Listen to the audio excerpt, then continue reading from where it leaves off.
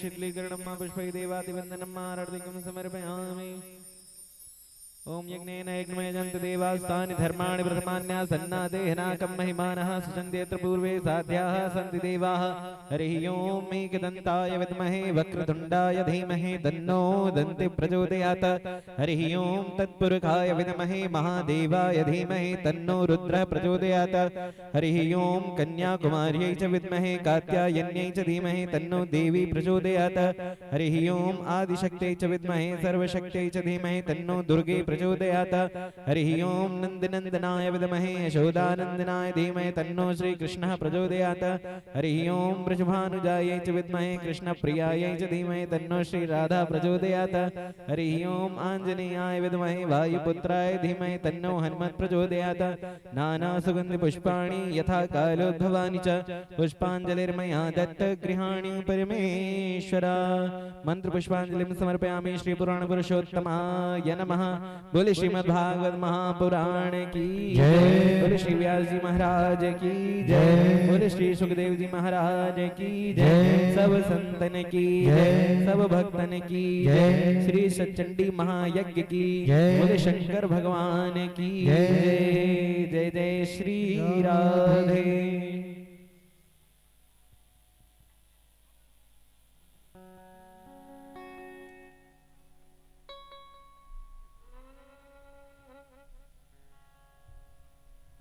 श्री राधे। आज कथा अपने विश्राम दिवस में जा रही है। कथा का सप्तम दिवस। सभी भक्त अधिक से अधिक संख्या में आकर के आज कथा में सम्मिलित हों, कथा श्रवण करें। कहते हैं सप्तम दिवस की कथा श्रवण करने का बहुत लाभ है, बहुत पुण्य है। जो किसी कारणवश अभी तक नहीं आ पाए कथा में, वह सभी भक्त आज की कथा में अवश्य आएं और बहुत सुंदर सी झांकियों के साथ में, बहुत मनोहारी कथाओं के साथ में आपको आज का दिवस फूल होली की ओर ले चलेगा। और बहुत सुंदर महाराज जी के पावन चरणों में हम आप सब प्रार्थना करते हैं, विनती करते हैं कि महाराज जी अपनी पावन अमृतमयी वाणी से हम सभी भक्तों को कथा श्रवण करा के हम सभी भक्तों का जीवन धन्य करें। पूज्य श्री व्यास जी महाराज। जय श्री राधे, जय श्री कृष्ण।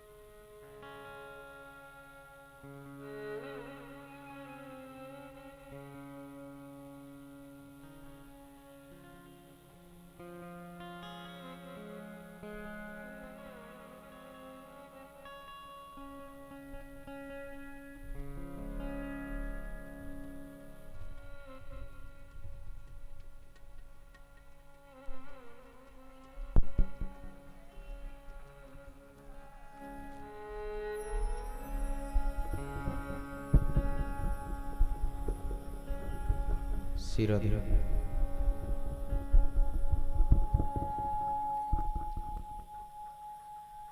श्री राधे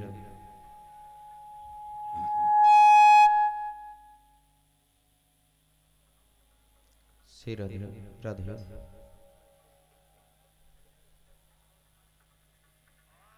श्री राधे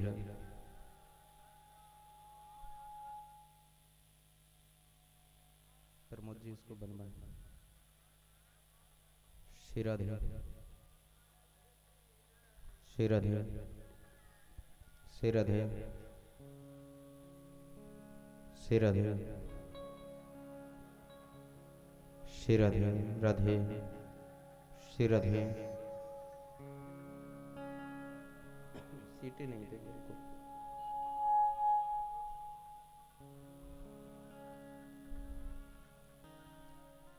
श्री राधे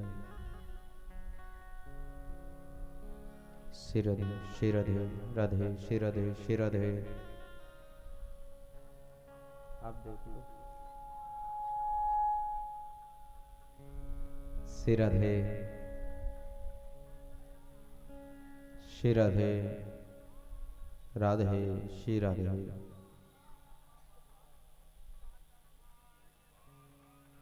श्री राधे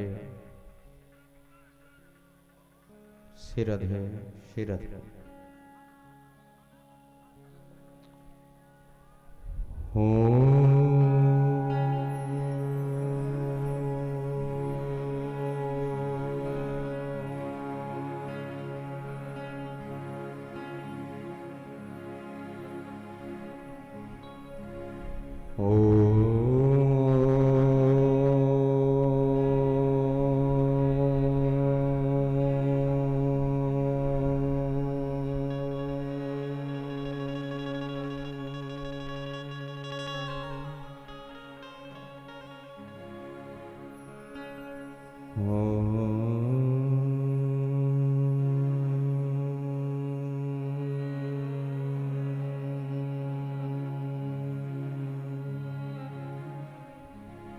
श्री राधे श्री राधे श्री राधे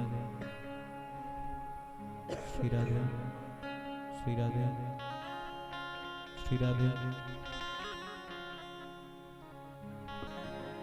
स्वस्ति श्री गणेशाय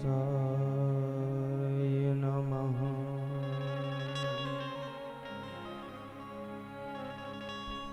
श्री सरस्वती नमः।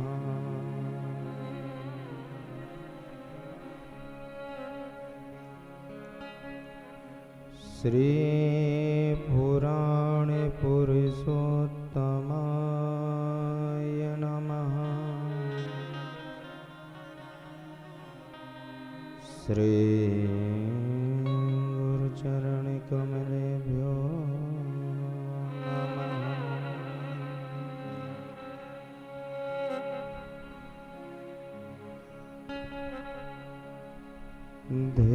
ध्येयं सदा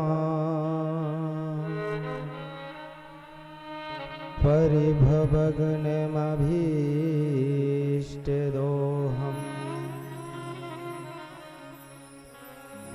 तीर्थास्पदं शिवविरेञ्चनुतं शरण्यम् भृत्यार्तिहं प्रणतिपालभवाब्धिपोतम्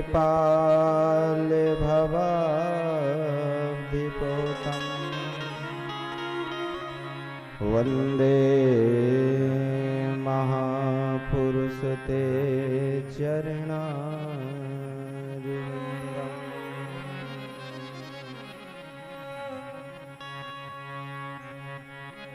त्यक्त्वा सुदुस्त्यज सुरेप्सितराज्यलक्ष्मी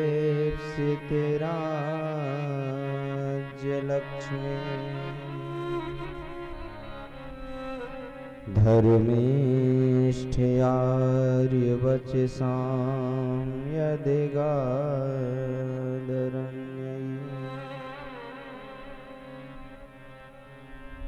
माया मृगं दयितयेप्सितमन्वधाव वन्दे महापुरुषते शरणारविन्दम्।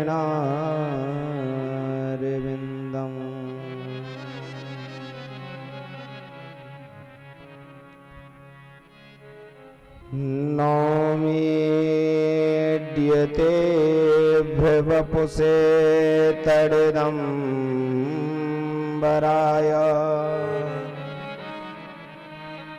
गुञ्जावतंस परिपेक्षलसन्मुखाय वन्यसृजे कबलवेत्र विशालमेणु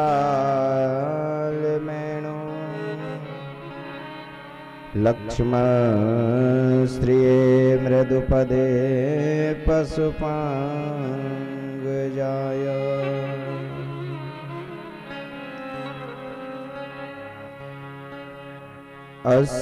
अस्यापि देववपुषो मदनो गृहस्य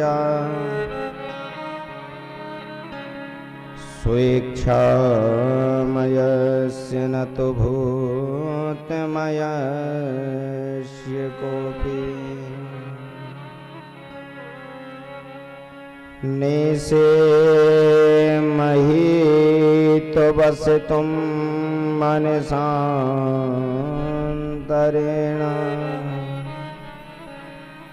साक्षात् तवैव किमुतात्मसुखानुभूते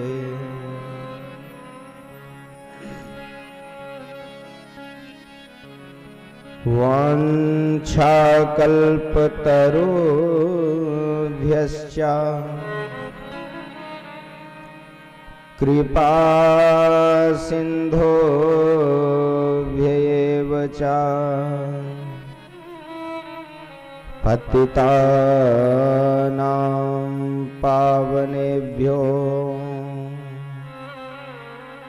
वैष्णवेभ्यो नमो नमः।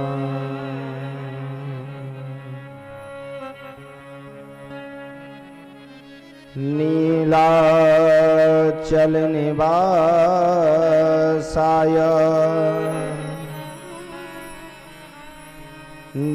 नित्याय परमात्मने सुभद्रा प्राणनाथाय जगन्नाथाय मंगलम्।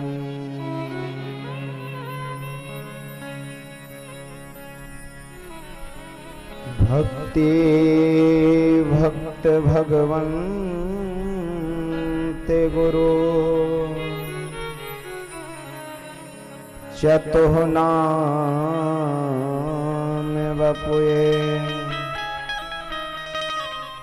इनके पद वंदन किए ना सही अने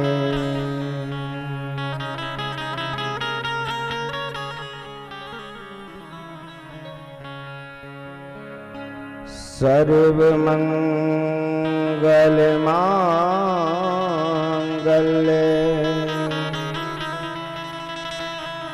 शिवे सर्वार्थ साधिके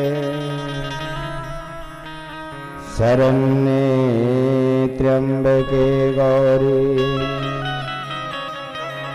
नारायणी नमोस्तुते।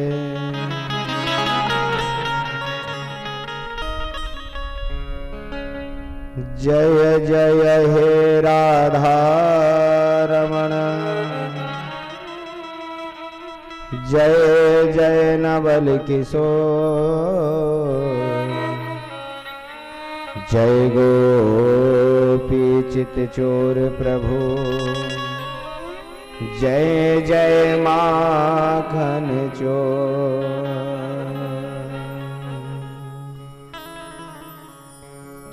जय जय माखन चोर, जय जय माखन चोर।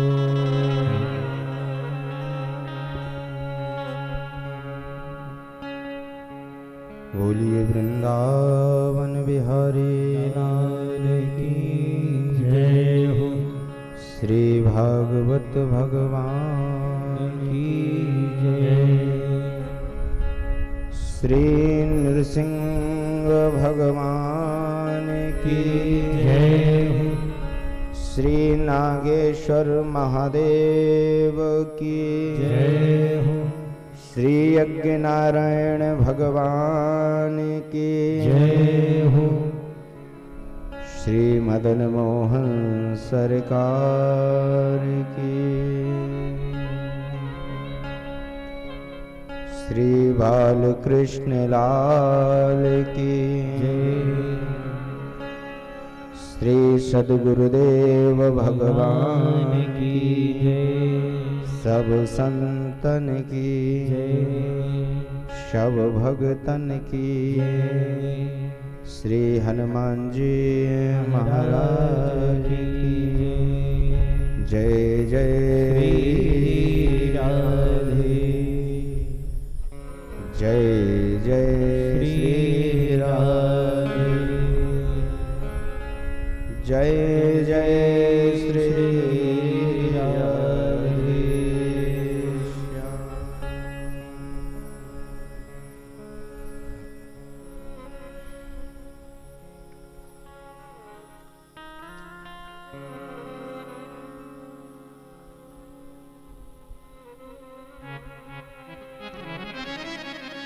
परम मंगलमय परात्पर कारण करना वर्णालय भक्त वांछा कल्पतरु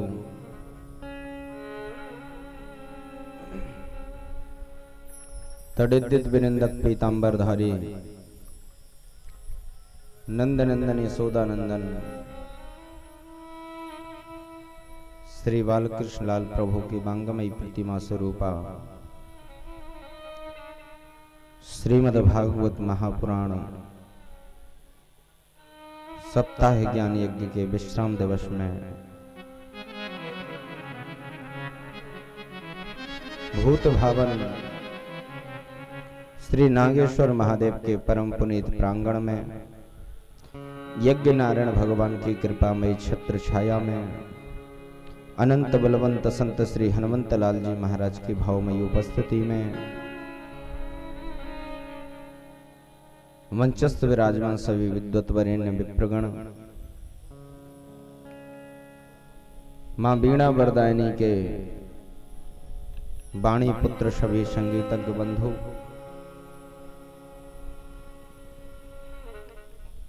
सभी माता बहनें एवं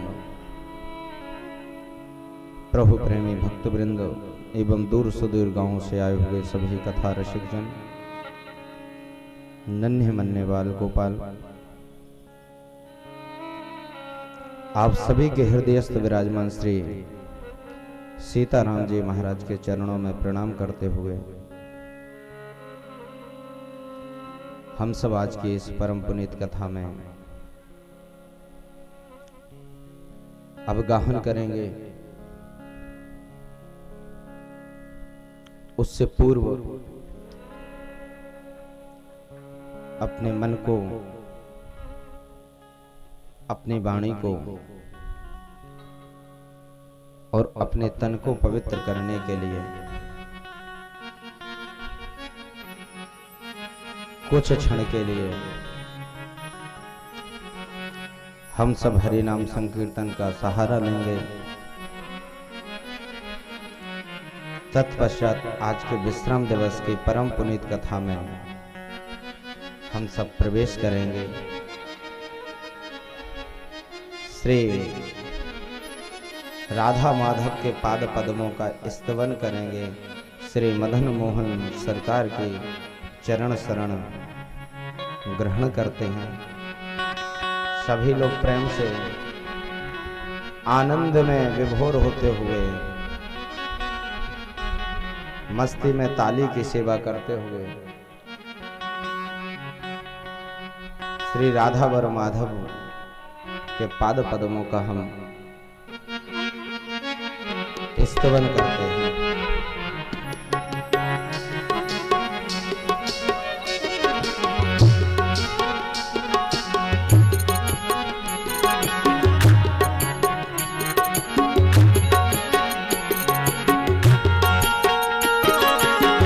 ताली की सेवा करते हुए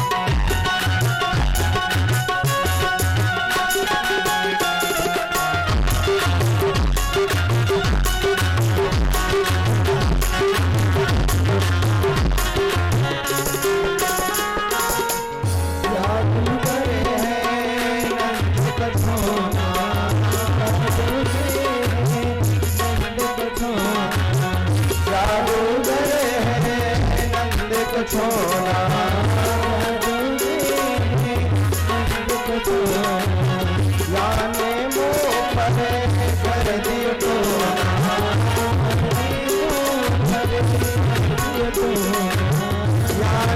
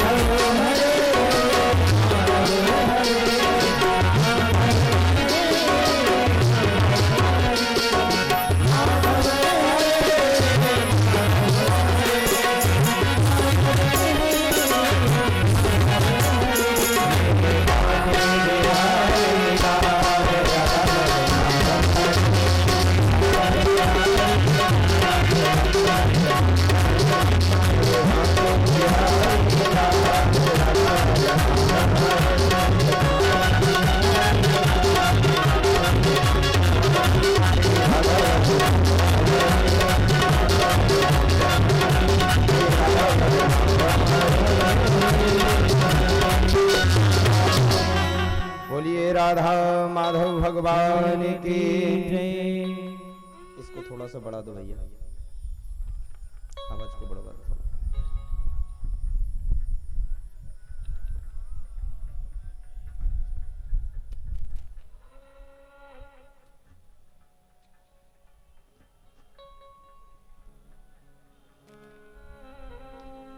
श्री राधे।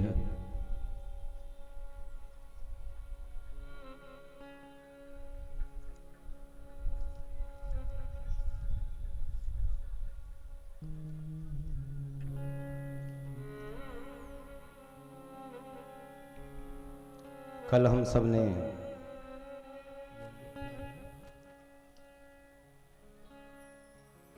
बहुत ही सुंदर रुक्मणी मंगल की कथा का श्रवण किया।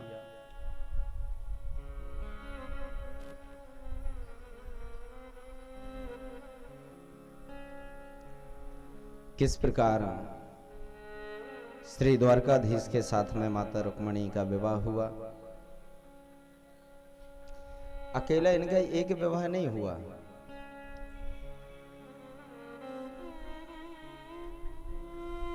जहां गए वहीं इनका विवाह हो गया। भराव आना चाहिए आवाज में।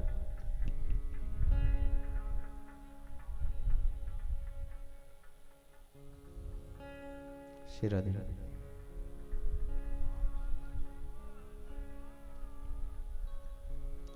माता रुक्मिणी के गर्भ से एक बालक ने जन्म लिया,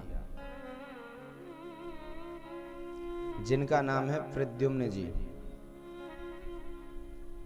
इनके जन्म लेते ही सम्बरासुर नाम का दैत्य इनको सूतकागृह से हरण करके ले गया। ले जा करके इनको समुद्र में फेंक दिया। समुद्र में एक मछली ने इनको निगल लिया और उस मछली को एक मछुआरे ने पकड़ लिया।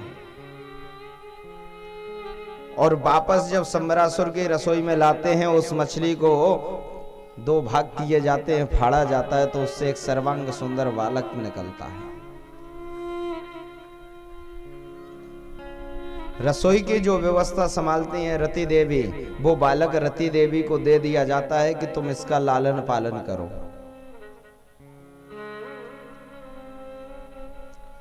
रति देवी इसका लालन पालन करती हैं।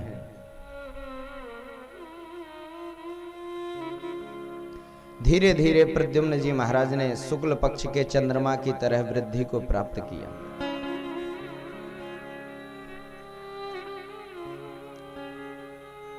जो रति देवी अभी तक अपने प्रद्युम्न से पुत्रवध व्यवहार करती थी, वो आज पतिवध व्यवहार कर रही है। प्रद्युम्न जी को अच्छा नहीं लगा। प्रद्युम्न जी ने पूछा, अरे देवी, अभी तक तो आप मुझे माता की तरह मेरा लालन पालन करती थी, अब आप एक स्त्री की तरह व्यवहार कर रही हैं मुझसे। तब रति ने बताया कि प्रभु, आप हमारे पति हैं। जब आप शंकर जी की तपस्या भंग करने के लिए गए, जल करके भस्म हुए, हमने प्रभु से प्रार्थना की, तब उन्होंने आशीर्वाद दिया था कि जब द्वापर में कृष्ण अवतार होगा तब तुम्हारे पति कृष्ण के पुत्र के रूप में जन्म लेंगे। आज आप हमें पति के रूप में प्राप्त हुए हैं।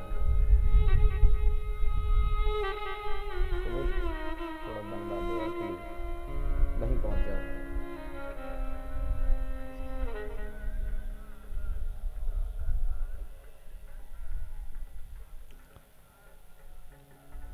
सम्बरासुर को भगवान के पुत्र से मृत्यु का भय था।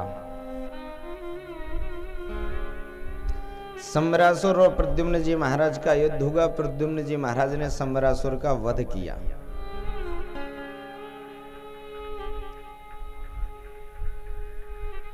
वापस रति और प्रद्युम्न जी महाराज द्वारका में प्रवेश करते हैं तो वसुदेव जी और माता देवकी उनका स्वागत करती हैं।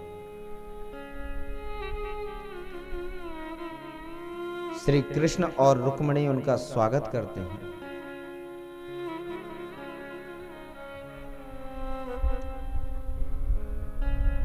अच्छी तरीके से द्वारका में निवास कर रहे हैं।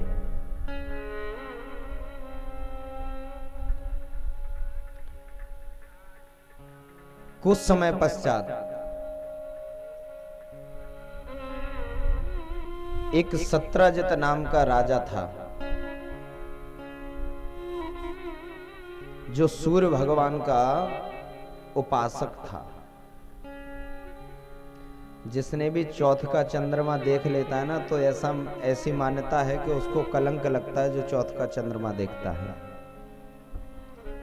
यदि चौथ का कोई चंद्रमा देख ले और यदि ये स्यमंतक मणि हरण की कथा को श्रवण कर लेता है, तो उसके चौथ का चंद्रमा देखने का जो दुष्प्रभाव है वो उस व्यक्ति के ऊपर नहीं पड़ता। बोलो राधे राधे।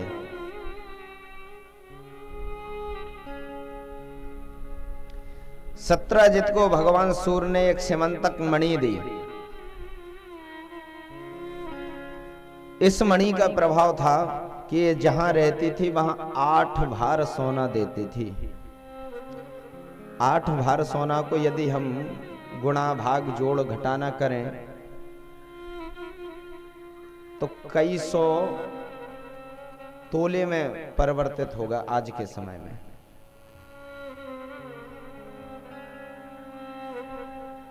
पहले भार चलता था, अब तोला चलता है, तो कई सौ तोला में परिवर्तित होगा 8 भार। और इस मणि का प्रभाव ये भी था कि ये जहां रहती थी वहां कभी अकाल और दुर्भिक्ष भी नहीं पड़ता था। सत्राजित उस मणि को प्राप्त करके जैसे ही द्वारका में प्रवेश करता है, द्वारकावासी देखते हैं, कन्हैया से कहते हैं, अरे अरे महाराज देखो, लगता है आज सूर्य नारायण भगवान आपका दर्शन करने के लिए आ रहे हैं। भगवान द्वारकाधीश बोले, नहीं, ये सूर्य नारायण नहीं है, सूर्य उपासक सत्राजित है।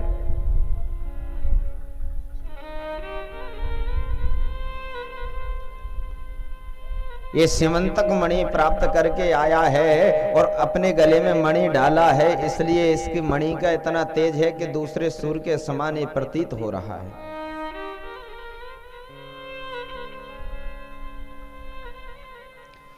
सत्राजित से भगवान ने कहा, सत्राजित ये मणि आप राज्य में दे दो, राज्य का कोष बढ़ेगा। सत्राजित ने मना कर दिया।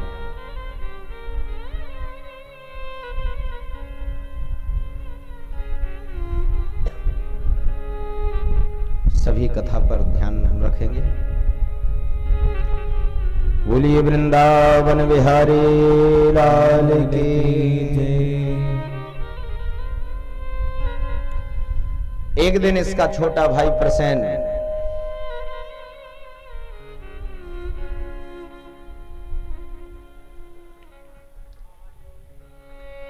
मणि को गले में धारण करके अश्व पर सवार होकर के वन में आखेट के लिए गया। एक सिंह ने प्रसेन को मार दिया, उसके घोड़े को मार दिया, मणि को छीन लिया। कुछ दूरी पर जाकर के उस सिंह को एक रीछ ने मार दिया, मणि को छीन करके अपने गुफा में आकर के अपनी कन्या को, अपनी बेटी को खेलने के लिए दे दिया। इधर सत्राजित ने पूरे द्वारका में खबर फैला दी कि मैंने कृष्ण को स्यमंतक मणि राजकोष में रखने के लिए नहीं दी, तो इसने मेरे भाई का वध कर दिया और मणि भी छीन ली। महाराज धीरे धीरे करने करने जपन जना, एक कान से 2 कान में बात पहुंच गई। जब भगवान तक ये बात पहुंची, भगवान को लगा ये तो व्यर्थ का कलंक लग रहा है। वन में आए, देखा कि एक जगह अश्व मरा पड़ा है। सिंह के चरण चिन्ह, उन चरण चिन्हों के आगे गए तो आगे सिंह मरा पड़ा हुआ है, आगे रीछ के चरण चिन्ह हैं। और रीछ के चरण चिन्हों से जब पहुंचे तो उसकी गुफा तक पहुंच गए। गुफा में भगवान प्रवेश करते हैं, देखते हैं कि रीछ की पुत्री उस मणि से खेल रही है। भगवान उस मणि को छीनने लगते, पुत्री चिल्लाती है, रीछ आता है और महाराज दोनों में 27 दिन तक युद्ध होता है। भगवान के प्रहार करने से उस रीछ की एक एक हड्डी, एक एक पसली, एक एक नस ढीली हो गई। भगवान के चरणों में प्रणाम किया, बोले प्रभु मैं पहचान गया कि मेरे प्रभु का अवतार हो चुका है। ये रीछ कौन है?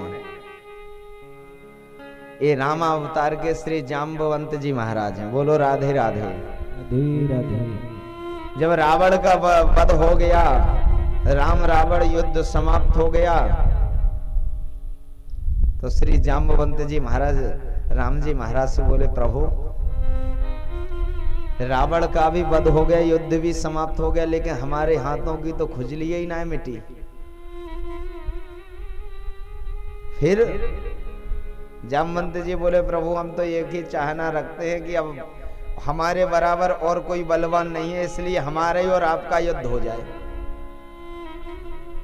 राम जी बोले भैया अभी हम मर्यादा में हैं, मर्यादा पुरुषोत्तम श्री राम हैं, सेवक और स्वामी का युद्ध नहीं हो सकता, लेकिन तुम्हारे मनोरथ को अवश्य पूर्ण करेंगे। जब द्वापर में कृष्णावतार होगा तो तुम्हारे मनोरथ को पूर्ण करेंगे।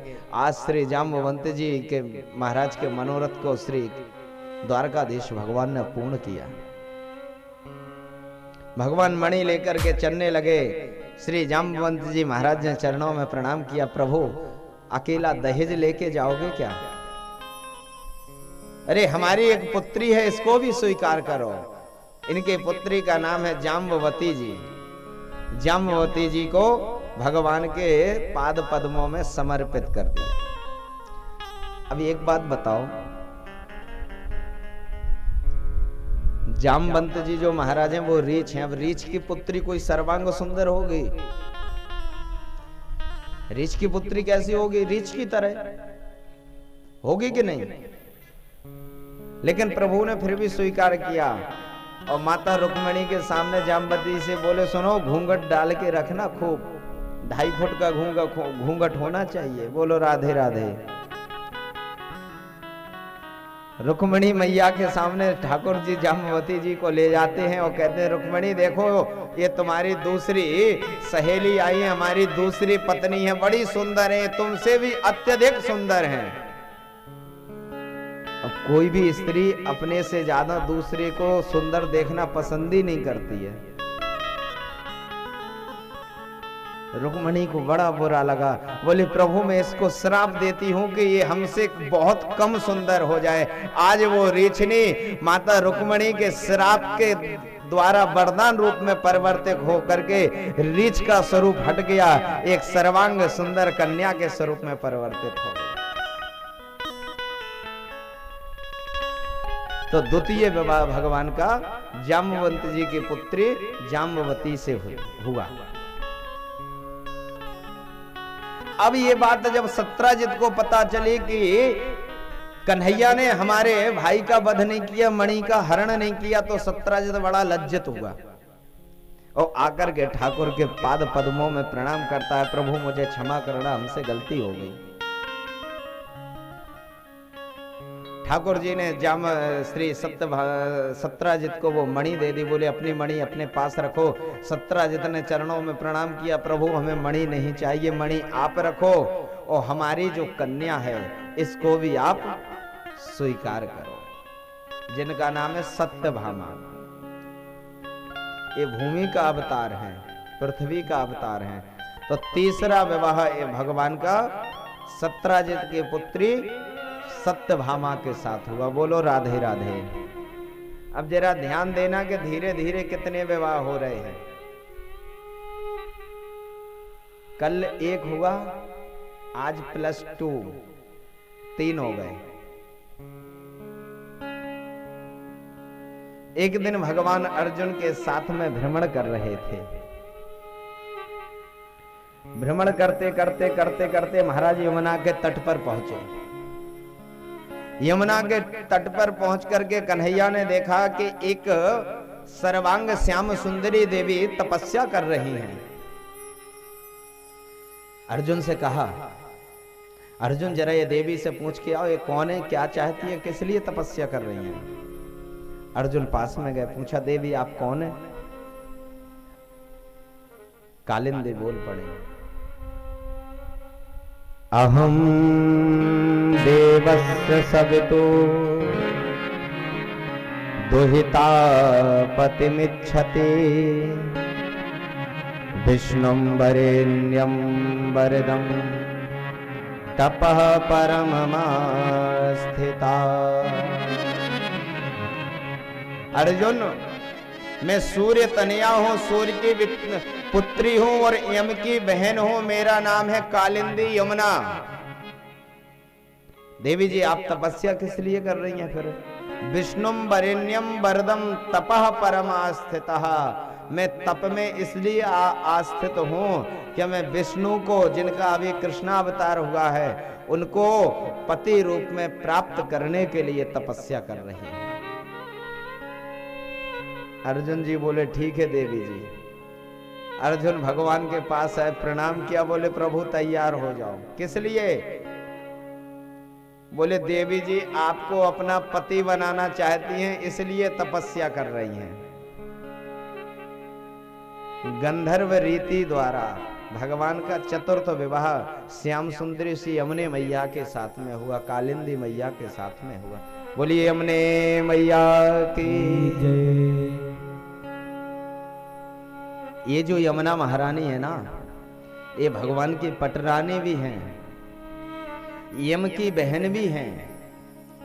दीपावली के बाद जो यम द्वितीया पड़ती है ना, उस दिन यदि भाई बहन एक दूसरे का हाथ पकड़ करके यमुना जी में डुबकी लगाते हैं तो शास्त्रों का नियम है कि फिर वो व्यक्ति कभी नरक में नहीं जाता है, वो सीधा स्वर्ग में जाता है। इसीलिए उसको यम द्वितीया कहा जाता है। यम द्वितीया के दिन जहां भी यमुना जी आपको पास में पड़े तो भाई बहन यदि हाथ पकड़ के, क्योंकि यम और कालिंदी आपस में भाई बहन है,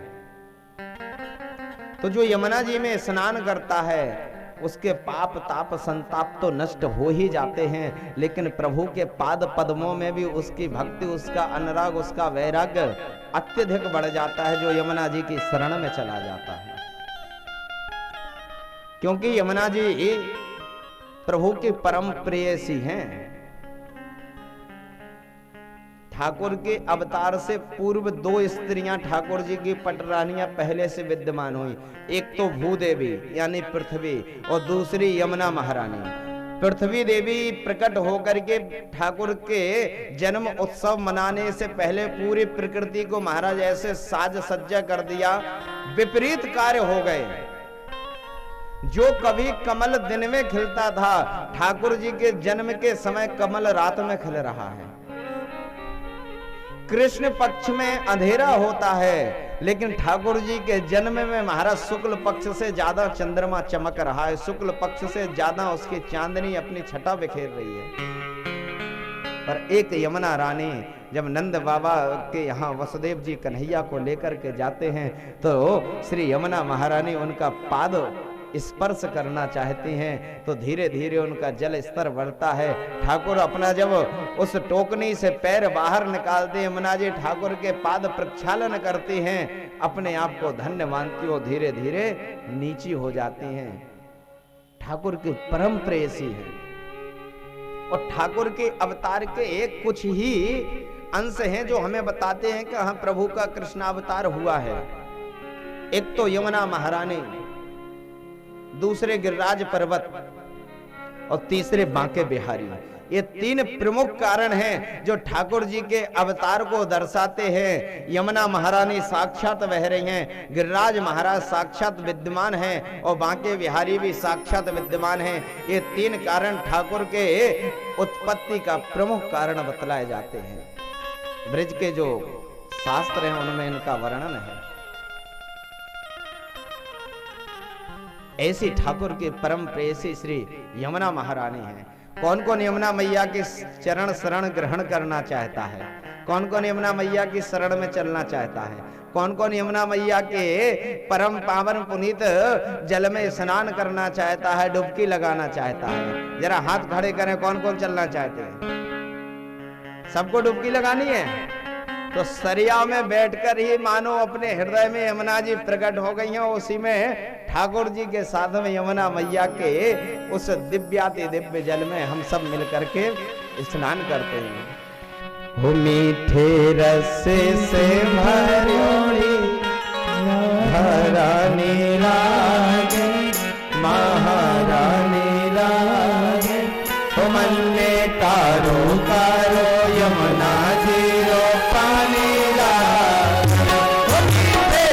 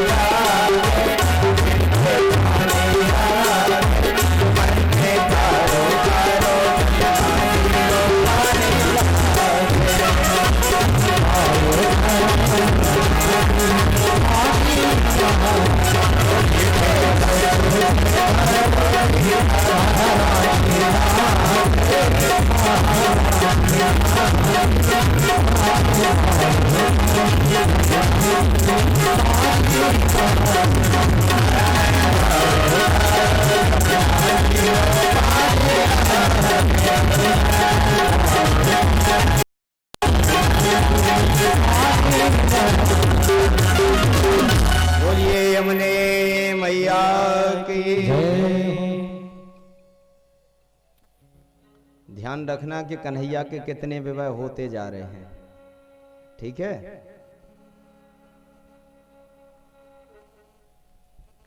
ये चतुर्थ विवाह कन्हैया का माता कालिंदी यानी यमुना मैया के साथ में हुआ।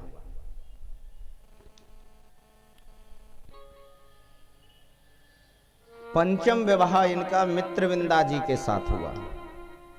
देखो ये प्रमुख रूप से 8 पटरानियां हैं। षष्ठ विवाह इनका यानी छठवां विवाह भद्रा जी के साथ हुआ। 7वां विवाह लक्ष्मणा जी के साथ हुआ और 8वां विवाह सत्या के साथ हुआ। ये भगवान के प्रमुख 8 पटरानियां हैं। बोलो राधे राधे। राधे राधे। एक दिन एक भौमासुर नाम का दैत्य है। इसने अपने राज्य में 16,100 कन्याओं को बंदी बना के रखा हुआ है और इसका संकल्प है कि जिस दिन 16,101 हो जाएंगे उसी दिन हम इन सबके साथ में विवाह करेंगे। उन 16,100 कन्याओं ने बड़े आर्त भाव से प्रणत भाव से श्री गोविंद का स्मरण किया कि प्रभु आप तो सबके दुख हरण करने वाले हैं, सबके बंधनों को मुक्त करने वाले हैं, फिर प्रभु मेरे लिए क्यों देर कर रहे हैं? क्या हम आपकी नहीं हैं? क्या हम आपकी प्रेयसी नहीं है? क्या हम आपसे प्रेम करने वाले नहीं हैं? प्रभु हमें भी इस दुष्ट के चंगुल से बाहर निकालिए प्रभु। प्रभु किसकी सुनते हैं? जो आर्त भाव से करुण भाव से भगवान को पुकारता है, टेरता है। जरूरी नहीं कि भगवान को प्राप्त करने के लिए उनको पुकारने के लिए माइक की आवश्यकता पड़े या किसी अन्य वस्तु की आवश्यकता पड़े। अरे भगवान को बुलाने के लिए इस वाणी की भी आवश्यकता नहीं है। भगवान तो हृदय की वाणी को सुनते हैं कि तुम्हारे हृदय से क्या निकल रहा है, तुम्हारे हृदय में क्या विद्यमान है। यदि आपके हृदय में कन्हैया से मिलने की इतनी भी इच्छा है, आप कन्हैया के लिए यदि 1 कदम चलते हैं तो कन्हैया आपके लिए 10 कदम चलता है। लेकिन 1 कदम पहले आपको चलना पड़ेगा। शर्त ये है पहले आप चलो, तब कन्हैया 10 कदम स्वतः चल के आ जाएगा। उसे किसी से आज्ञा लेने की आवश्यकता नहीं है।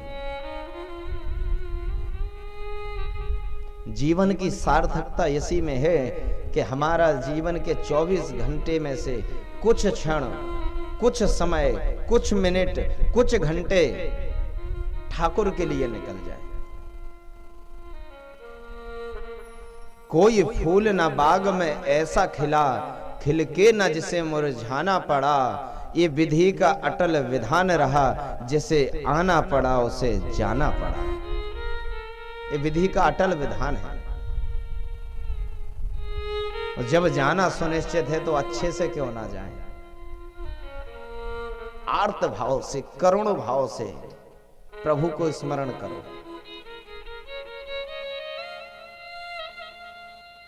प्रभु को बुलाने के लिए कोई दूसरी वस्तु नहीं चाहिए कि प्रभु बहरे तो है नहीं जो माइक से सुनेंगे या आपकी ऊंची आवाज सुनेंगे। प्रभु तो इधर से सुनते हैं। यहां क्या है आपके अंदर भगवान के प्रति?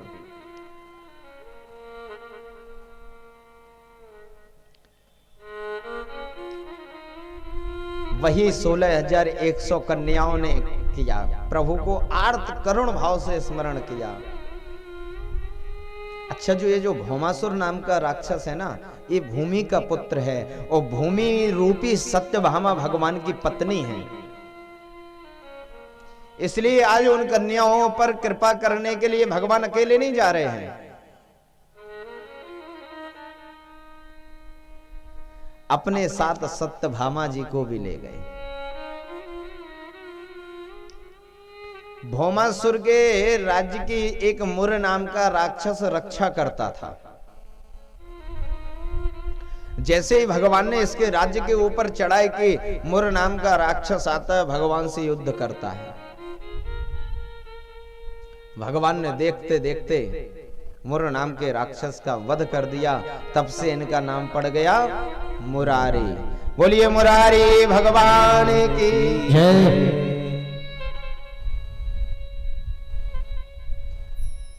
ठाकुर जी जो जो काम करते हैं वैसे वैसे उनके नाम भी पढ़ते हैं। 16,100 कन्याएं प्रभु का स्मरण कर रही हैं। अंदर पहुंच करके ठाकुर जी ने पांचजन्य शंख की ध्वनि की। भौमासुर बाहर निकला, युद्ध प्रारंभ हुआ। प्रभु मारना चाहते थे लेकिन सत्यभामा जी ने रोक दिया कि प्रभु ये मेरा पुत्र है, इसे मत मारो।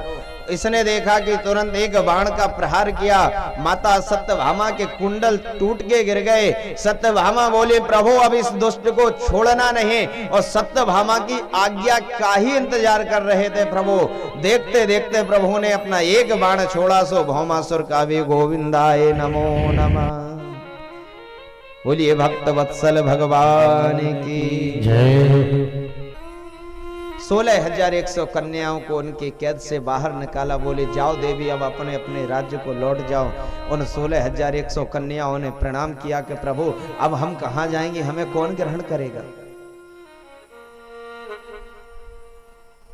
अरे जब त्रेता में एक रजक के कहने से मर्यादा पुरुषोत्तम श्री राम जब राम राज्य था, उस समय भी लोगों ने माता सीता को अपने राज्य से निकाल दिया था कि पर पुरुष के यहाँ रह करके आई हैं, पता नहीं शुद्ध हैं कि नहीं। प्रभु फिर ये तो द्वापर है और कलयुग निकट है, फिर हमें कौन ग्रहण करेगा। हम तो कई वर्षों से इस भौमासुर की कैद में है, प्रभु हमें कौन ग्रहण करेगा।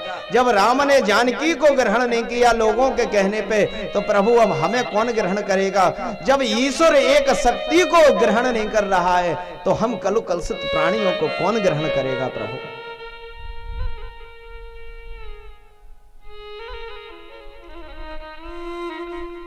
भगवान ने कहा क्या चाहती हो देवी।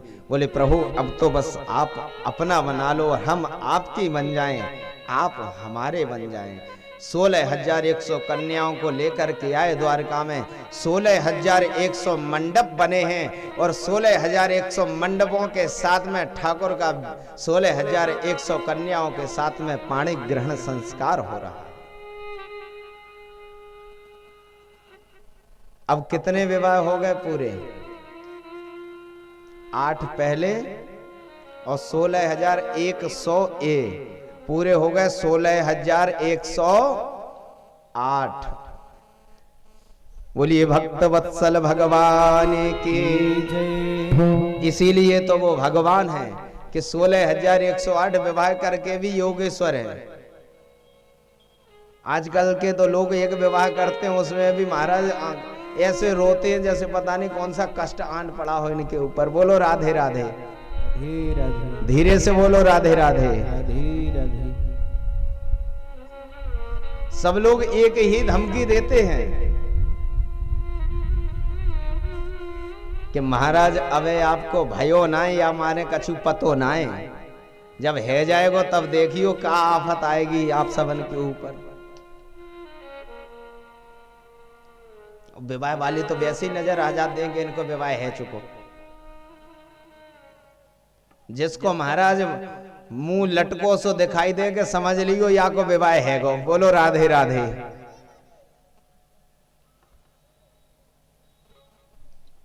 नहीं सही बात है, हमने देखा है लोगों को।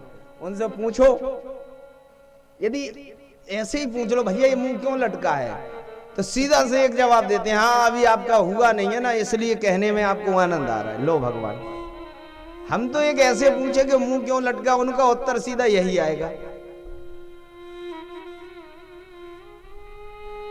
लेकिन धन्य वो ईश्वर जो 16,108 विवाह की। और देखो गजब, एक पत्नी से एक पुत्री और 10 पुत्रों ने जन्म लिया। बोलो राधे राधे। अब आप गणित करते रहना कि प्रभु की कितनी संतान हुई। एक पत्नी से एक पुत्री और 10 पुत्र उत्पन्न हो गए।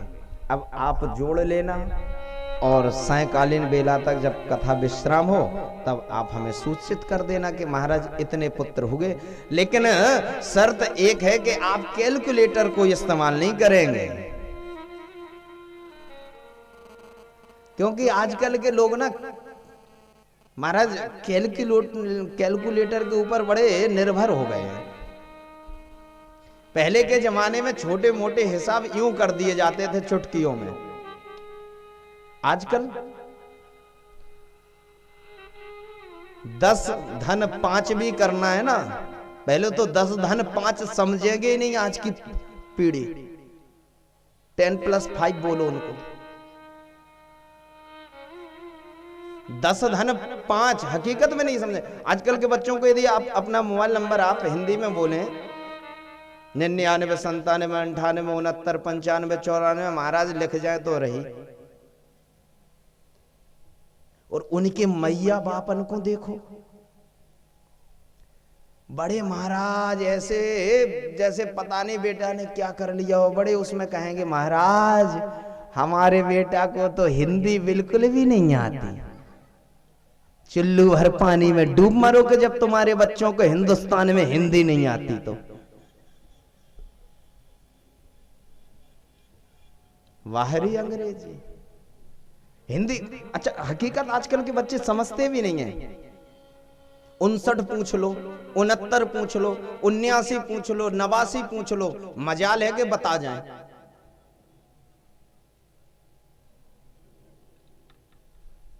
इतनी कॉमन बिल्कुल छोटी सी चीज। अब तो पहाड़े बदल गए हैं। हमारे और आपके समय में हमने तो पहाड़े ही पढ़े भैया, आप लोगों ने भी पढ़े होंगे, लेकिन आज की परंपरा में टेबल आ गए हैं। अब पता नहीं ये टेबल के कौन सी टेबल। बच्चों से पूछो क्यों पहाड़े आते हैं, क्या कह रहे हो पंडित जी, ये पहाड़े क्या होता है। उनसे पूछो टेबल आते हैं, हाँ 2 1 जा 2, 2 2 जा 4, 2 3 जा 6, 2 4 जा 8। कहां जा रहे हो यार, कहां जाना है। मैं इंग्लिश का विरोधी नहीं हूं, अच्छी बात है, आज के समय में जो चल रहा है उसको प्रयोग में लाओ, लेकिन इतना भी प्रयोग में मत ले आओ कि अपनी परंपरा को भूल जाओ। आजकल के बच्चे हिंदी पढ़ना जानते ही नहीं है। गणित पढ़ते हैं तो दिमाग से नहीं पढ़ते हैं, वो कैलकुलेटर से पढ़ते हैं।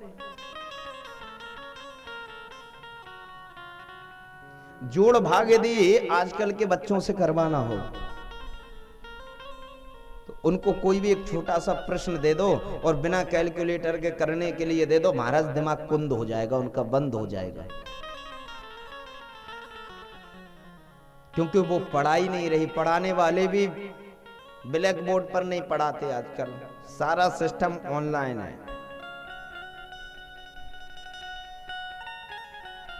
बस यही शिक्षा हमें सुधारनी है। इंग्लिश पढ़ाओ आप, हमें कोई हर्ज नहीं है भैया, लेकिन इंग्लिश के साथ में हिंदी का भी अध्ययन अवश्य करवाओ। अच्छा इंग्लिश की भी बात देखो, यदि बिजी लिखना है तो BUSY, और बुसी लिखना है तो NO और KNOW नो। हमारे यहां तो हिंदी में एक ही शब्द है नहीं। अब नहीं माने नहीं, लेकिन वहां NO नो और KNOW नो। कैसी इंग्लिश जिसके ना हाथ है ना पैर है। हमारी हिंदी और संस्कृत के तो हाथ पैर हैं, कोई मात्रा है, कोई विसर्ग है, कोई छोटी मात्रा नीचे, कोई बड़ी मात्रा ऊपर है। इस इंग्लिश में तो महाराज कोई मात्रा नहीं, बिना हाथ पैर की भाषा है। और बिना हाथ पैर की भाषा का यदि अधिक से अधिक अध्ययन करोगे तो भैया बिना हाथ पैर वाले, मैं तो कहूंगा बिना दिमाग वाले बन जाओगे, क्योंकि दिमाग रहेगा ही नहीं, कैलकुलेटर में दिमाग लगा पड़ा है। इसलिए यदि शिक्षा दो तो अपनी भी थोड़ी सी हिंदुस्तान की शिक्षा दे देना। अंग्रेजी से कल्याण नहीं होने वाला, नहीं होने वाला और नहीं होने वाला। एक दिन भगवान माता रुक्मिणी के साथ में हास परिहास करते हैं। बोले देवी जी, आज हम आपसे बड़े रुष्ट हैं। माता रुक्मिणी को लगा कि हमने क्या अपराध कर दिया जो कन्हैया हमसे रुष्ट हैं। बोले प्रभु, हमने क्या कर दिया ऐसा? बोले तुमने एक जीवन की बहुत बड़ी गलती की। क्या?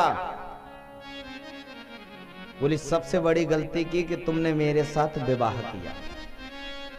अरे कहां मैं काला कलूटा, गाय चराने वाला ग्वाला, अरे वो देखो ससपाल महाराजा भी हो, सर्वांग सुंदर है। यदि देवी जी चाहो तो अभी भी तुम उसके साथ विवाह कर सकती हो।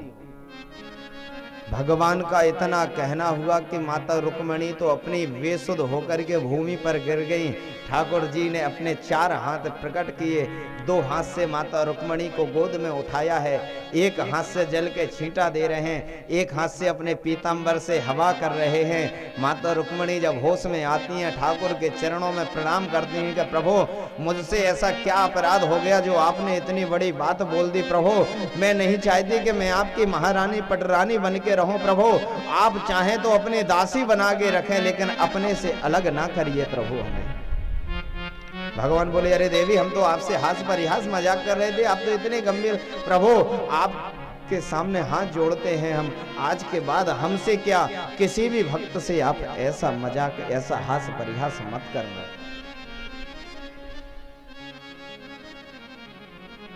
भगवान अनेकानेक दिव्य लीलाएं करते हैं। इनके जो पुत्र हैं प्रद्युम्न, इनके पुत्र हुए श्री अनिरुद्ध जी महाराज। इनके 2 विवाह हुए, एक विवाह हुआ रोचना के साथ, दूसरा विवाह हुआ ऊषा के साथ। ये ऊषा बाणासुर की पुत्री थी। बाणासुर ने अपनी पुत्री के रहने के लिए अंतपुर में एक अलग महल बनाया, उसमें कोई पुरुष प्रवेश नहीं कर सकता।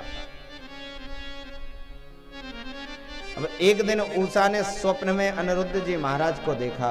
उसकी एक सहेली है, सखी है, जिसका नाम है चित्रलेखा, जो योग माया को जानती है। उससे प्रातःकालीन बेला में निद्रा टूटती तो पूछा, अरे देवी, आज हमने एक सर्वांग सुंदर व्यक्ति के दर्शन किए हैं और हम उन्हीं को पति के रूप में प्राप्त करना चाहते हैं। उस समय सबसे ज्यादा सुंदर त्रैलोक में कोई थे तो भगवान कृष्ण। चित्रलेखा ने कृष्ण का चित्र बनाया। बोली ये नहीं। फिर प्रद्युम्न जी का चित्र बनाया। बोली ये नहीं, लेकिन इनके जैसे ही थे। जैसे ही अनिरुद्ध का चित्र बनाया, ऊषा बोली बस देवी यही थे।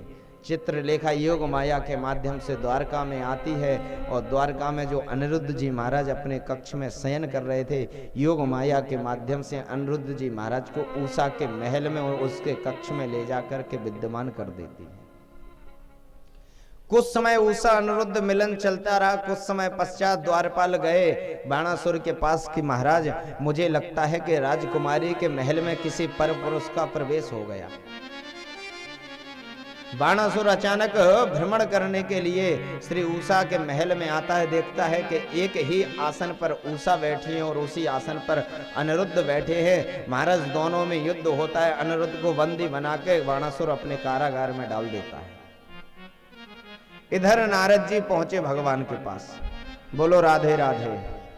जरा धीरे से।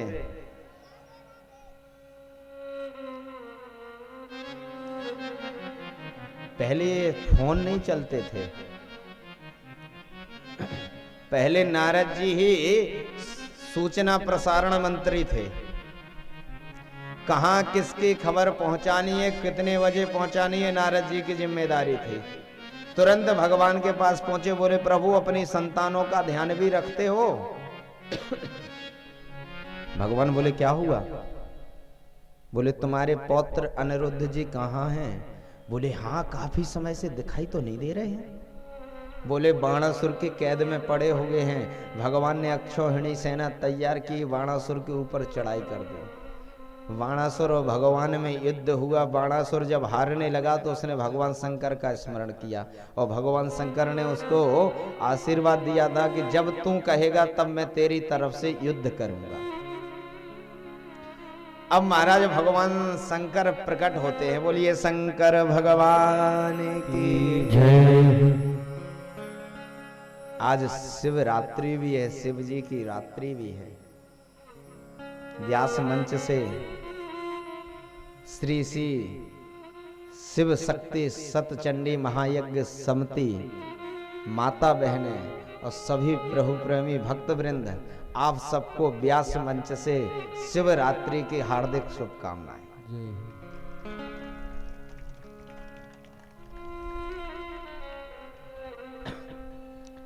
आज भगवान शंकर प्रकट होते हैं, देखते हैं कि सामने हरि खड़े हुए हैं। सुखदेव कहते हैं परीक्षित जी कर लो दर्शन, ऐसे दर्शन फिर नहीं मिलेंगे। आज हरि और हर दोनों का युद्ध हो रहा है आपस में, जो एक दूसरे के पूरक हैं। वैष्णवानम यथा शंभु सेव्यानम तथा विष्णु। जैसे वैष्णवों में भगवान शंकर का नाम आता है तो सेव्यों में भगवान विष्णु का नंबर आता है। दोनों एक दूसरे के पूरक हैं, दोनों एक दूसरे को स्वामी कहते हैं, दोनों एक दूसरे को अपना दास कहते हैं। अद्भुत इनका महाराज रिश्ता। रामेश्वर की जब स्थापना हुई ना तो उनका नाम रखा गया रामेश्वर। भगवान से शंकर जी ने पूछा इसका अर्थ क्या होता है? बोले रामस्य ईश्वरा सा रामेश्वरा, जो राम के ईश्वर है वो रामेश्वर। बोले नहीं, ऐसा अर्थ नहीं, ये तो अनर्थ हो रहा है। बोले फिर? बोले राम जिनके ईश्वर हैं वो रामेश्वर। ऐसे साधारण सा तो अर्थ है कि रामस्य ईश्वरा, राम के जो ईश्वर है। लेकिन भोले बाबा ने स्वीकार नहीं किया। ना प्रभु, हम तो आपके दास हैं, आप हमारे स्वामी हैं। राम जिनके ईश्वर हैं वो रामेश्वर। इनका अद्भुत रिश्ता है, लेकिन आज एक दूसरे से युद्ध कर रहे हैं। इधर भगवान श्री शंकर भगवान ने जिह्वास्त्र का संधान किया। श्री हरि नारायण भगवान वासुदेव कृष्ण को जम्हाई आने लगी। भगवान ने भी जुरास्त्र का संधान किया। भगवान शंकर को ताप हो गया। ताप के शांति हुए भगवान हरि से हर विलग हुए, बाणासुर का मान मर्दन किया और उषा अनिरुद्ध का भगवान ने विवाह संपन्न करा। इधर महाराज समय समय पर भगवान अपने पुत्र और पौत्रों को उच्च शिक्षा देते रहते हैं।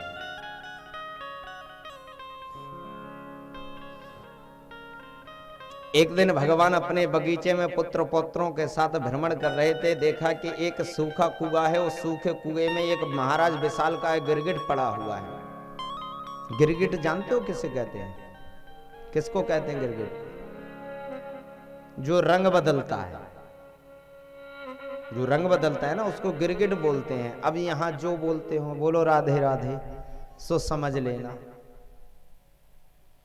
बाल गोपालों ने उस कुएं में पड़े हुए गिरगिट को देखा तो भागे भागे अपने दादा श्री कृष्ण द्वारकाधीश के पास आते हैं। दादाजी दादाजी देखो, उस कुएं में कितना विशाल का एक जीव पड़ा हुआ है।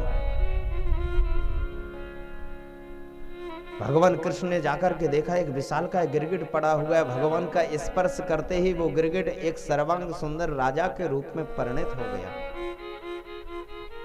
भगवान ने पूछा, अरे आप कौन है? अब बताने का तरीका देखो। अभिमानी जो व्यक्ति होता है ना, वो अपना परिचय नहीं देता है, पहले अपनी संपदा का परिचय देता है, पहले अपने धर्म पुण्य प्रताप का परिचय देता है, अपना परिचय नहीं देता। वो कि हम किसकी संतान है ना। जो ज्यादा धनवान होगा ना, उससे आप उसका परिचय पूछो तो वो अपने पिताजी का नाम नहीं बताएगा, वो अपने व्यापार का नाम बताएगा। वही ये राजा नृग कर रहे हैं। प्रभु, यदि आपने कहीं दानवीरों का नाम सुना होगा तो सबसे पहले मेरा नाम सुना होगा। मैं राजा नृग हूं। नृगो नाम नरेंद्रोहा इक्ष्वाकु तनया प्रभो दानिख्वायमानेषु यदि कर्ममस्पृशम्। हे प्रभु, इक्ष्वाकु वंश में उत्पन्न मैं राजा नृग हूं। भगवान बोले, तुम जब इतने दानवीर हो तो गिरगिट की योनि में क्यों पड़े हो? बोले प्रभु बस एक गलती हो गई हमसे। भगवान बोले दान ठीक से नहीं किया। बोले ना प्रभु, मैंने गायों का दान किया है और कोई बूढ़ी गायों का दान नहीं किया। सवत्सा पयस्विनी गुणशील रूपा, सवत्सा बछड़े सहित सुशील स्वभाव वाली, गुण धामना बड़ी सर्वांग सुंदर गायों का दान किया, जिनके सींग सोने से मड़े हुए हैं, खुर चांदी से मड़े हुए हैं और जो सर्वांग सुंदर है, ऐसी गायों का दान किया। गाय कोई गिन भी नहीं सकता मेरी।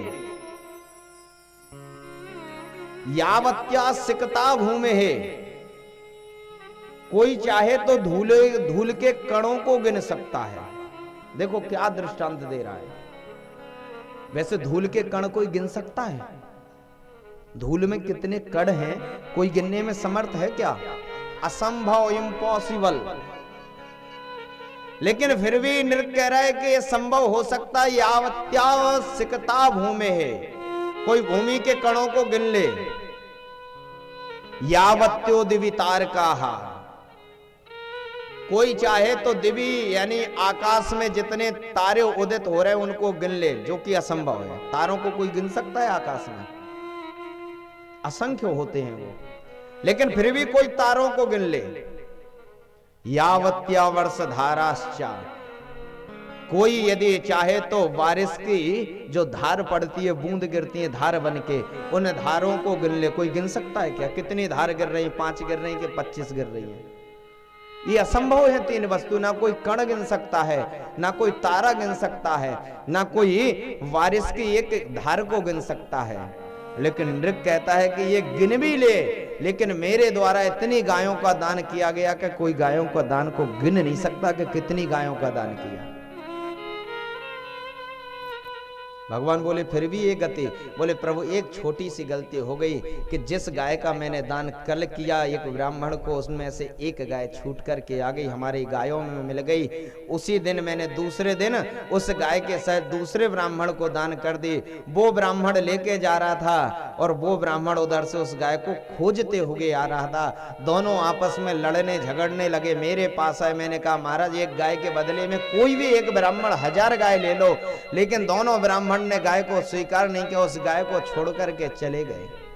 बस जब मैंने देह त्याग के पहुंचा तो यमराज ने एक ही बात कही कि राजन, पाप भुगतना चाहते हो पहले के पुण्य भोगना चाहते हो? मैंने कहा महाराज पाप कितने हैं? धर्मराज बोले पुण्यों की तो कोई संख्या नहीं है, सिर्फ पाप एक है कि तुमने संकल्प करके उसकी पूर्ति नहीं की, इसलिए तुम्हें सिर्फ कुछ वर्ष के लिए गिरगिट की योनि में जाना पड़ेगा। मैंने पहले पाप भोगना चाहा, इसलिए आज प्रभु गिरगिट की योनि में पड़ा हुआ था, आज आपका अंग संग प्राप्त हो गया तो मैं भी परम धाम को जा रहा हूं। देखो ध्यान देना आप लोग, क्रोध में और भाव में, क्रोध में कोई प्रतिज्ञा नहीं करना और भाव में किसी को कोई वचन नहीं देना। यदि क्रोध में प्रतिज्ञा कर ली, कुछ क्षण बाद जब वो क्रोध शांत होगा तो आप अपने आप में बड़े दुखी होंगे कि मैंने ऐसी प्रतिज्ञा क्यों कर ली। अब प्रतिज्ञा कर ली तो पूर्ण करनी पड़ेगी। और भाव में यदि आपने किसी को वचन दे दिया तो वो वचन भी, वचन यानी संकल्प, और जब यदि संकल्प की सिद्धि नहीं होती है तो महाराज गिरगिट की योनि तो प्राप्त ही होगी। जब इतने दानवीर महान राजा नृग को नहीं छोड़ा गया धर्मराज के यहाँ पर, तो हम सबको क्या छोड़ा जाएगा। इसलिए किसी से कोई वादा मत करना, और वादा करना तो उस वादा को, उस वचन को निभाना। समय समय पर भगवान शिक्षा देते हैं, अपने पुत्र पौत्रों को शिक्षा दी कि बेटा देखो कभी भी किसी भी व्यक्ति का धन मत खाना।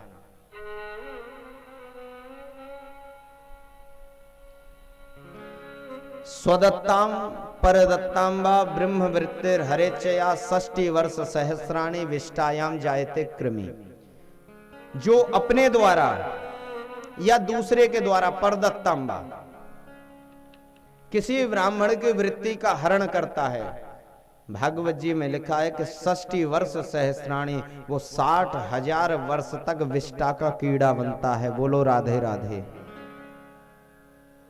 मैं तो ये कहता हूं ब्राह्मण नहीं, कोई भी व्यक्ति किसी भी व्यक्ति के धन का हरण करता है तो उसे 60,000 वर्ष तक विष्टा का कीड़ा बनना ही पड़ेगा।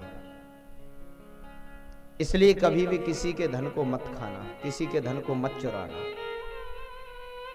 समय समय पर भगवान अपने बालकों के ऐसी दिव्य और उच्च शिक्षा देते हैं। वही माता धन्य है जो अपने पुत्र को अच्छी शिक्षा दे, वही पिता पूजनीय है जो अपने पुत्र को अच्छी शिक्षा दे।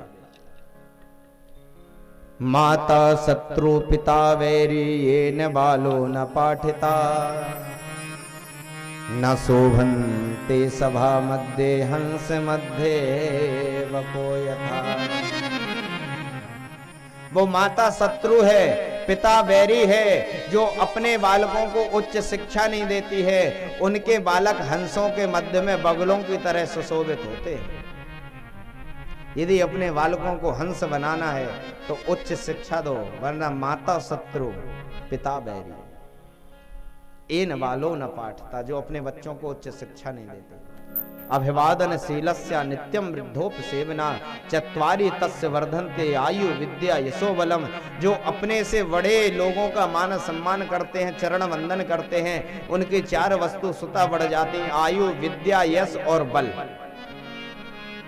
लेकिन आजकल हमारे भारत में ये परंपरा बंद हो गई। कोई भी व्यक्ति बड़े बुजुर्गों का मान सम्मान करना नहीं चाहता। यदि सफेद बाल पड़ गए महाराज तो बिल्कुल ही नहीं। फिर तो उनके पुत्र और पौत्र ही कहते हैं, अरे पिताजी घर में बैठे रहो, बाल तो पक गए लेकिन अभी तक तुम्हें सबूर ना आयो। बालापन सबको मिलता है, जवानी किसी को मिलती है, और बुढ़ापा वो हस्ती है जो हर किसी को नहीं मिलती है। आजकल किसको बुढ़ापा मिल रहा है? किसी को नहीं। हम तो धन्य हैं, हम सब, जो हम सबको ऐसे बूढ़े बूढ़े लोग देखने को मिल रहे हैं, सफेदी मिल रही है, क्योंकि अब धीरे धीरे सफेदी खत्म होती जा रही है। अब लोग ब्लैक ही रहना चाहते हैं, काले ही रहना चाहते हैं। बोलो राधे राधे। कितने भी पक जाएं तब भी काला। इधर बलराम जी ने द्वारका में एक दिन कन्हैया से कहा, एक बात बताओ कन्हैया, तेने उन सब गोपियन ने कही कि लाला हम परसों आ जाएंगे, वो परसों की कहकर के बरसों बीत गए, अभी तक ते गयो ना है। कन्हैया बोले अब हम जाएंगे भी नहीं। बलराम जी बोले लाला ते तो बड़ो झूठो है, गोपी तेरो इंतजार कर रही होंगे, ग्वाल बाल मैया यशोदा और नंद बाबा हम सबन को इंतजार कर रहे होंगे, और तेने परसों की कही बरसों बिता दिए, अब क्यों ना जा रहे हो? कन्हैया बोले दाऊ जी यदि तुम्हें जाना है तो जाओ, हम नहीं जाएंगे। दाऊ जी बोले तुम जाओ ना जाओ, लेकिन हम तो ब्रिज में जाकर के गोपियों को सुख प्रदान करेंगे। तुरंत दाऊ जी ने अपना रथ तैयार किया और वृंदावन के लिए अपना रथ दौड़ा दिया। वृंदावन जाने को जी चाहता है, वृंदावन जाने को जी चाहता है, राधे राधे गाने को जी चाहता है, राधे राधे गाने को जी चाहता है, वृंदावन जाने को जी चाहता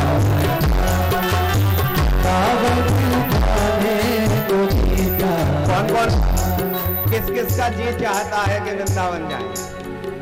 भैया देखो लास्ट है आज, आप लोग तो यहीं रहोगे, लेकिन हाँ कल के बाद हम जरूर चले जाएंगे। तो जो जो जाना चाहेगा आज, क्योंकि कल से भाई गोरख धंधा है आप सबका, हम सबका। भाई नॉन तेल लकड़ी, गृहस्थी का तो एक ही काम, नॉन तेल लकड़ी देते रहो, खाते रहो, खिलाते रहो, सोते रहो। फिर ना कोई ये कहने वाला होगा कि राधे राधे बोलो, ना कोई ये कहने वाला होगा कि ताली बजाओ, ना कोई ये कहने वाला होगा कि प्रभु की मस्ती में आओ। इसलिए जिसका मन चाहे वो आज चले, और हकीकत में यदि मन से मान लिया तो मैं गारंटी से कह सकता हूँ व्यास मंच से कि उसे वृंदावन पहुंचने का फल अवश्य प्राप्त होगा। सभी के हाथ ऊपर, सीधा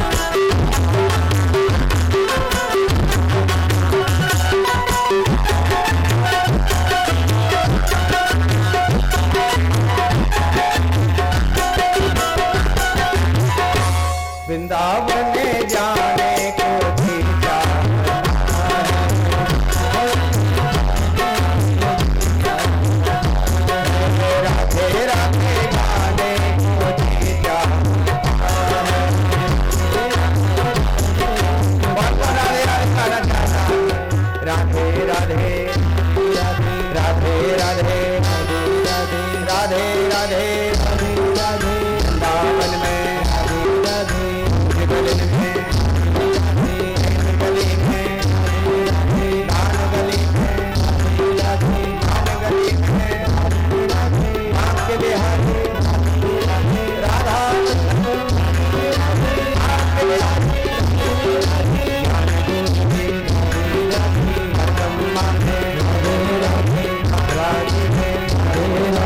पागल बाबा राधे राधे छोटे सखे राधे राधे छोटे सखे राधे राधे द्वारकाधीश में राधे राधे यमुना जी में राधे राधे तुलसी मठ में राधे राधे यमुना तट में राधे राधे गोकुल जी में राधे राधे नंदगांव में राधे राधे बरसाना में राधे राधे गोवर्धन में राधे राधे नागपुर में राधे राधे राधे राधे राधे राधे राधे राधे राधे भैया बोले राधे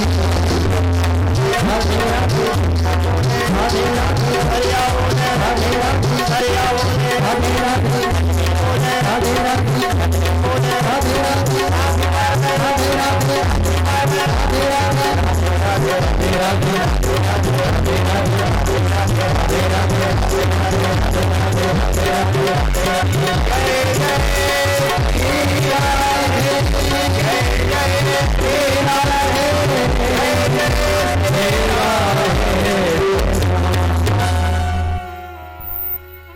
बोलिए वृंदावन बिहारी लाल की जय। श्री बलराम जी महाराज वृंदावन पहुंचे, गोपियों के साथ में रमण किया। एक दुविध नाम का वानर था, जो ये राम अवतार का वानर था, राम जी की सेना का। लेकिन रात्रिकालीन बेला में ये निशाचरियों के कक्ष में जाकर के गलत हरकत करने लगा। लक्ष्मण जी ने इसको निकाल दिया अपनी सेना से, तभी से लक्ष्मण जी से द्रोह करता था। आज लक्ष्मण जी बलराम का रूप धारण करके आए हैं, गोपियों के साथ में रमण कर रहे हैं, गलत क्रीड़ा करता है। उनको देख के बलराम जी को क्रोध आता है। आज दुविध नाम के वानर का भी उद्धार करते हैं बलराम जी महाराज। रमण करते करते श्री बलराम जी महाराज को प्यास लगी, यमुना जी को पास में बुलाया। यमुना जी बोली ऐसे हम घर घर जाने लगे तो हो गया काम। बलराम जी को लगा हमारी आज्ञा की अवज्ञा की। तुरंत अपना हल निकाला महाराज, यमुना जी को अपने पास खींच लिया। यमुना जी को एहसास हुआ कि ये तो साक्षात ब्रह्म है। चरणों में प्रणाम किया, प्रभु हमारे इस अपराध को क्षमा करें। तो आज भी आप देखते हैं कि वृंदावन से और दिल्ली की तरफ यदि आप जाएं रोड से, तो यमुना जी किनारे पे ऐसे वह होकर के घूम रही हैं, जो श्री बलराम जी महाराज ने अपने हल से उनको अपनी तरफ खींच लिया था। धीरे धीरे और लीला बढ़ी। एक पौंड्रक और काशी नाम के राजा थे। पौंड्रक जो था वो बड़ा दुष्ट था, पाखंडी था। इसने नकली गरुण बना लिया, नकली 4 हाथ बना लिए, शंख चक्र गदा पद्म भी ले लिया और भगवान को चिट्ठी लिखी। चिट्ठी भगवान के दरबार में पहुंची, उद्धव जी के पास पहुंची। उद्धव जी ने चिट्ठी को पढ़ते ही जोर से हंसे। भगवान बोले क्या लिखा है? बोले भगवान लिखा है इसमें कि असली वासुदेव कृष्ण वो पौंड्रक है, आप नकली हैं, अपना बिस्तर बोरी बांधो और यहां से भाग लो, वरना युद्ध के लिए तैयार रहो। भगवान ने अपनी सेना तैयार की, पौंड्रक के ऊपर चढ़ाई कर दी, काशी राज का मान मर्दन किया, पौंड्रक का भी मान मर्दन किया। काशी राज का जो पुत्र था लक्ष्मण, उसको राज्य सौंप दिया। अच्छा, जो पाखंडी होते ना, उन्हें स्वरूप बहुत अच्छा बनाना आता है। महाराज इतना दिव्य स्वरूप बनाते हैं कि हमारी और आपकी क्या मजाल जो उनको पहचान जाए। बोलो राधे राधे। देखो पूतना ने स्वरूप बनाया, अच्छा कोई ब्रजवासी पहचान पाया भगवान के सिवा? पाखंड यानी पापस खंडा सा पाखंडा, जो पाप का ही एक भाग हो उसको पाखंड कहा गया है। और महाराज आज के समय में तो सच्चा कोई मिल जाए तो बहुत बड़ी बात है। पाखंड से ग्रसित प्रत्येक व्यक्ति है। दिखाने के लिए लोग इतना दिखावा करते हैं, इतना दिखावा करते हैं। लोग तो भगवान के साथ भी दिखावा कर देते हैं। बोलो राधे राधे। खैर छोड़ो, इन लोगों की चर्चा नहीं करेंगे हम, क्योंकि पाप की चर्चा करने से भी पाप लगता है। इसलिए क्यों पापियों की चर्चा करें? भागवत जी में इतनी पुण्यात्माओं की चर्चा, इसलिए उन्हीं की करेंगे।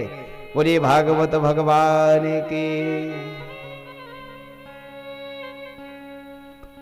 एक दिन नारद जी महाराज ठाकुर जी की दिनचर्या देखने के लिए आए कि 16,108 रानियां हैं, 10-10 पुत्र हैं, एक रानी से एक पुत्री है, इतनी बड़ी गृहस्थी कैसे चलाते होंगे। नारद जी जैसे द्वारका में प्रवेश करते हैं, देखते हैं कि 16,108 अलग महल बने हुए हैं। उन महलों में ठाकुर जी अलग अलग रूप से दर्शन दे रहे हैं। किसी में शयन कर रहे हैं, किसी महल में भजन कर रहे हैं, किसी में भोजन कर रहे हैं, किसी में संध्या कर रहे हैं, किसी में बच्चों को समझा रहे हैं, किसी में बच्चों को पढ़ा रहे हैं, किसी में रानियों के पास बैठ कर के हास्य परिहास कर रहे हैं, किसी में सत्संग कर रहे हैं, किसी में अपने पुत्रों को दिव्य उपदेश दे रहे हैं। अलग अलग महल में अलग अलग तरीके से प्रभु का जो दर्शन किया। नारद जी महाराज ने प्रभु के पाद पद्मों में प्रणाम किया कि प्रभु आप साक्षात योगेश्वर ही हो।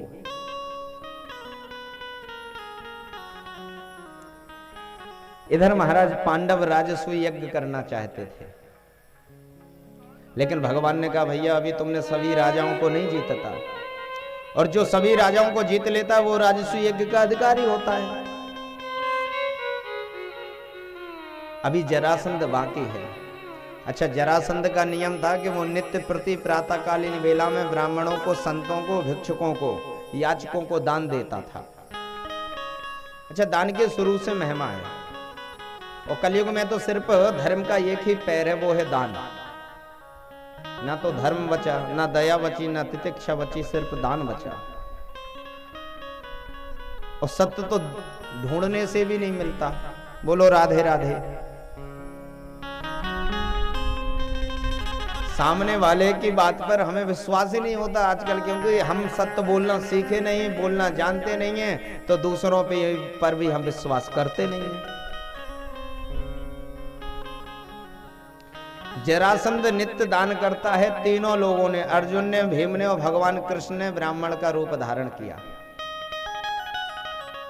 और याचकों की लाइन में खड़े हो गए, ब्राह्मणों की लाइन में खड़े हो गए। धीरे धीरे धीरे धीरे जब सबको दान किया, इनका नंबर आया। भगवान सबसे आगे थे। भगवान से, जो ब्राह्मण रूप में भगवान थे, जरासंध ने पूछा ब्राह्मण देवता क्या चाहते हो, क्या मांगते हो? सोना चाहिए, चांदी चाहिए, मोहरें चाहिए, धन चाहिए, भूमि चाहिए, महल चाहिए, गाय चाहिए, आश्रम चाहिए, क्या चाहिए बताइए। भगवान बोले मुझे इनमें से कुछ नहीं चाहिए। यदि कुछ देना चाहते हो तो युद्धम देहि नो राजेंद्र। हे राजेंद्र, यदि आप मुझे कुछ देना चाहते हो तो युद्ध दो, और युद्ध भी द्वंद्व सो यदि मन्य से, द्वंद्व युद्ध यानी मल्ल युद्ध हम आपसे करना चाहते हैं। जरासंध बोला आप ब्राह्मण नहीं हो सकते, आप कौन हो, अपने स्वरूप में परिवर्तित हो जाओ। भगवान बोले क्यों, मैं ब्राह्मण क्यों नहीं हो सकता? जरासंध बोला क्योंकि ब्राह्मण कभी लड़ना झगड़ना जानता ही नहीं है और मांगता भी नहीं है। ब्राह्मण को तो धन दौलत प्रभु का भजन चाहिए। तुम कैसे ब्राह्मणों के हमसे युद्ध मांग रहे हो? युद्ध में भी मल्ल युद्ध मांग रहे हो तो तुम ब्राह्मण नहीं हो। और वैसे भी ब्राह्मण के तो शरीर पर वीत का चिन्ह दिखाई देता है, लेकिन तुम्हारे अंग पर तो धनुष का चिन्ह दिखाई दे रहा है। तुम पक्का क्षत्रिय हो, अपने स्वरूप में परिवर्तित हो जाओ। तीनों लोग अपने स्वरूप में परिवर्तित हो गए। जरासंध बोला कन्हैया तुझसे तो मैं युद्ध करूंगा नहीं, क्योंकि तू है भगोड़ा। 18वीं बार जब मैंने चढ़ाई की तो तू रण छोड़ के भाग गया था। तो जो पीठ दिखा के भाग जाते हैं, ऐसे कायरों से तो हम युद्ध ही नहीं करते। और अर्जुन हमारे सामने बालक है। हाँ, भीमा सम तुलो बला, भीम हमारे समान बलवान है, हम भीम के साथ युद्ध कर सकते। 27 दिन तक भीम और जरासंध का युद्ध चला। 26वें दिन का युद्ध समाप्त हुआ, रात्रिकालीन वेला हुई। भीम ने अपना सामान तैयार किया, भगवान से बोले अपने राम तो चले। भगवान बोले क्यों? अरे बोले आप तो खड़े खड़े देखते हो यहाँ एक एक हड्डी पसली ढीली पड़ गई है, जरासंध की मार दे, हमारा तो शरीर बिल्कुल ढीला पड़ गया है। भगवान बोले जरा देखना मैं कैसे करता हूं। बोले ठीक। अब महाराज फिर युद्ध प्रातःकालीन वेला में प्रारंभ हुआ। भगवान ने अपने पास एक छोटा सा तिनका लिया, तिनका को लेकर के ऐसे बीच से फाड़ा।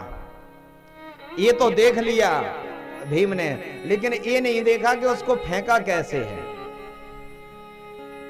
अर्जुन श्री भीम ने भी अपना दांव लगाया महाराज, नीचे पटका, छाती पर पैर रखा और एक पैर पकड़ा और एक पैर पकड़ करके जरासंध के शरीर के दो भाग कर दिए।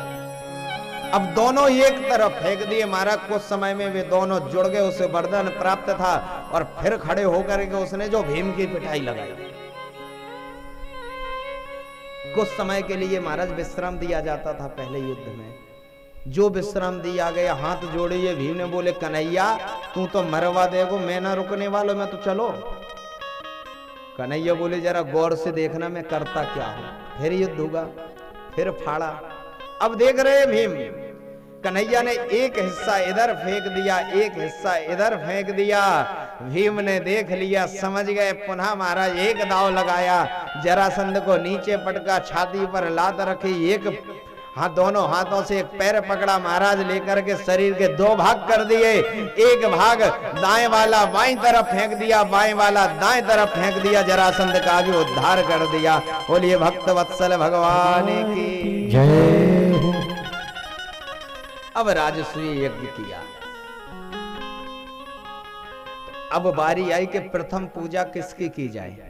सभी पांडवों ने एक मत से कहा कि गोविंद को प्रथम पूज्य बनाया जाए, लेकिन कन्हैया के बुआ का लड़का शिशुपाल भगवान से बड़ा द्वेष करता था। इसने गाली देना भगवान को प्रारंभ किया। अरे इस गांव के गमार को, गाय चराने वाले अनपढ़ को, ग्वारियों को तुम प्रथम पूज्य बनाओगे? भगवान शांत रहे। भगवान ने इसे आशीर्वाद दिया था कि 100 गाली तेरी माफ है और 100 से यदि एक भी ज्यादा हो गई उसी समय तेरा वध कर दूंगा। ये भगवान से और ज्यादा द्वेष तब से करने लगा जब से भगवान ने रुक्मणी देवी का हरण किया, क्योंकि इसका विवाह रुक्मणी जी के साथ हो रहा था शिशुपाल का। बीच में भगवान रुक्मणी का हरण कर लाए तो महाराज जिसकी दुल्हन कोई ले जाए वो दुश्मनी नहीं मानेगा, बिल्कुल मानेगा, कट्टर दुश्मन मानेगा, जानी दुश्मन मानेगा। 90 गाली हुई, भगवान ने सचेत किया, देख शिशुपाल मान जा। बोले दारी के तू का कर लेगो मेरो, गांव को गमारिया अनपढ़ गाय चरावे वालो ग्वारिया 99 हो। भगवान बोले मान। बोले दारी के तू का करेगो 100। भगवान बोले देख मान जा। अरे बोले अनपढ़ तू का